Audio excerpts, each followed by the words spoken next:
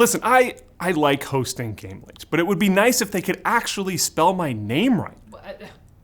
Wait, they actually got it. It's French. Gamestop ignited some Xbox drama after they released advertisements referring to a certain gaming subscription service as Microsoft Game Pass. Not only did GameStop put the ad on the front page of their website, but they also featured it in a now deleted tweet.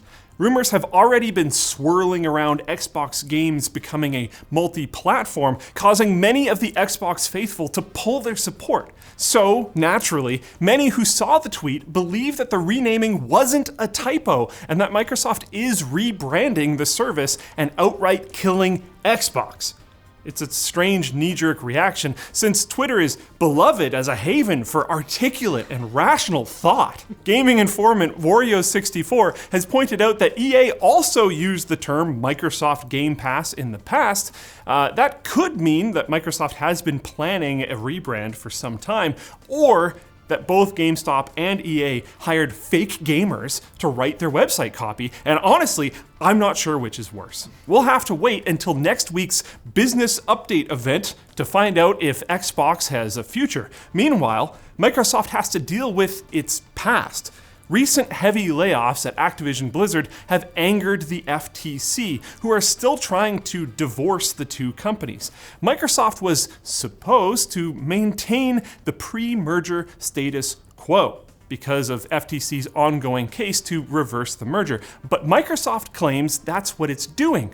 The company alleges Activision planned layoffs before the acquisition, so the announced job cuts cannot be attributed fully to the merger, so it's okay because they only partially lied. There were many factors involved. Just a little bit. Alcohol. A plane with a certain stewardess. Disney has invested $1.5 billion in Epic Games and announced a plan to create a persistent universe tied to Fortnite, as Epic continues to turn their cartoon shooting game for 8-year-olds into Mark Zuckerberg's wet dream. Disney said in their press release that the multi-year partnership will offer a multitude of opportunities for consumers to play, watch, shop, and engage with content. Characters and stories from Disney, Pixar, Marvel, Star Wars, Avatar, and more. Why watch anything else? When you can buy it. Since there's already a bunch of Star Wars and Marvel skins in Fortnite, I'm pretty sure that just means that the next Battle Pass will be adding Olaf, Jake Sully, and the old man from Up. You can fly around the map. I don't know. He'll be ripped. He's gonna be super OP. The official teaser video for the partnership shows what looks like a virtual Disneyland with distinct real estate for every popular property that Disney owns. You can jump out of the battle bus and into Stark Industries, Monster University, or ESPN.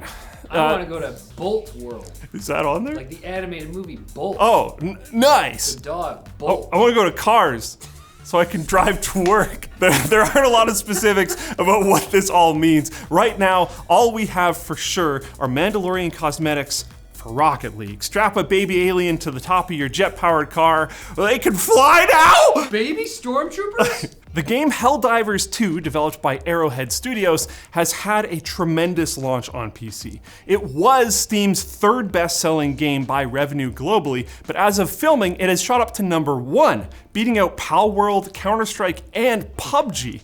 Notably, this is the first console exclusive published by PlayStation Studios to be released on PS5 and PC simultaneously. Yes! This is cool. Maybe its PC success will convince the old guard at Sony to do this with more titles in the future. Ironically, the first-party PS5 console exclusive isn't doing as well on PS5. In fact, while both PC and PS5 have had server issues, not exactly ideal for an always-online co-op shooter. Some outlets report unplayable performance on the PS5 console with blurry graphics and frequent frame drops. According to Arrowhead CEO, the studio has been in crisis mode trying to fix the issues on both platforms. They may or may not have succeeded, depending on who you ask. Games Radar Plus wrote the game has been taken offline entirely, while Tech Radar's article published at nearly the same time says the servers are back up and fully functioning. Unfortunately, we'll have to leave it there since the accounting department won't let me buy Helldivers 2 with the company credit card. You know, just to like check if it's working for news reasons. Now it's time for Quick Bits, brought to you by War Thunder, the free-to-play and comprehensive vehicular combat game. War Thunder sets itself apart by having historically accurate vehicles right down to how they sound. It makes for immersive gameplay and terrible ASMR. There's now over 2,500 different machines for you to operate, from the 1920s biplanes, history's rudest planes, to tanks of today. And you can play on PC and console with fully supported cross-play between platforms. So join over 70 million other players right now and help out the channel in the process by clicking the link below. Fun fact, Linus avoids saying quick bits because every time he does, he gets slightly shorter. And I get that much taller. He fears my final form, and he should. I'm terrified. Ubisoft launched an open beta today for Skull and Bones, the multiplayer pirate game Ubisoft has spent nearly 7 years fermenting in a barrel so that it tastes better. Scurvy blaggards can try the beta on PS5, Xbox Series S and X, and PC through Ubisoft Connect or the Epic Games Store to see whether they're still interested in the game, most well known for being so thoroughly leapfrogged by Sea of Thieves. Ubisoft claims the beta will run until Sunday and that the full game will launch on February 16th, minus the solo campaign that was planned at some point and is the whole reason that myself and a lot of other people were even remotely interested in this game. Oh, really? The game's director explained to IGN that it would have prevented the team from crafting a deep open world or releasing an open beta in the first decade of development. Star Citizen's getting lonely. It needs friends. More ships, this time just in water. Persona 3 Reload, the fourth and most recent release of Persona 3, has become the fastest selling game in developer Atlas's history by selling 1 million copies in a week.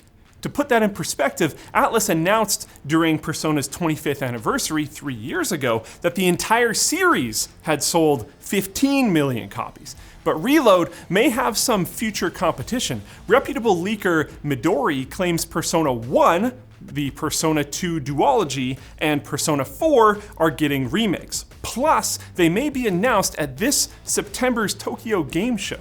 It could be a great year for fans of Japanese teen drama and Jungian psychology. Ooh, me! Yeah! Fans of Modern Warfare 3's zombie mode are worried that it might be dead, or perhaps undead, after developer Treyarch confirmed that they have no plans for any new enemy types or new perks for the mode at any point.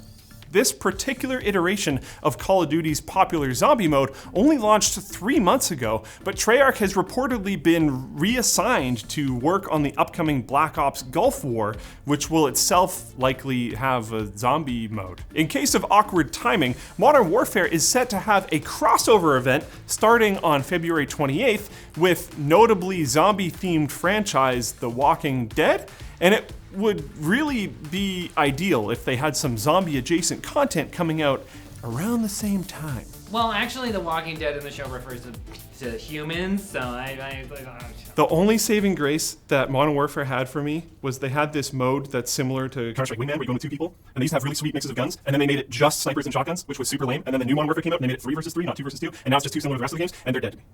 Okay. Capcom has launched a 10-question survey to gauge fan perception of the company, as well as interest in potential future sequels or remakes of classic titles like Okami and Dino Crisis, but also popular ongoing series like Monster Hunter and Resident Evil. Respondents will first need to answer a small number of demographic questions and state what hypothetical fantasy job they would like, with options including anti-zombie police, stylish cleaner, and a fan favorite, naked knight.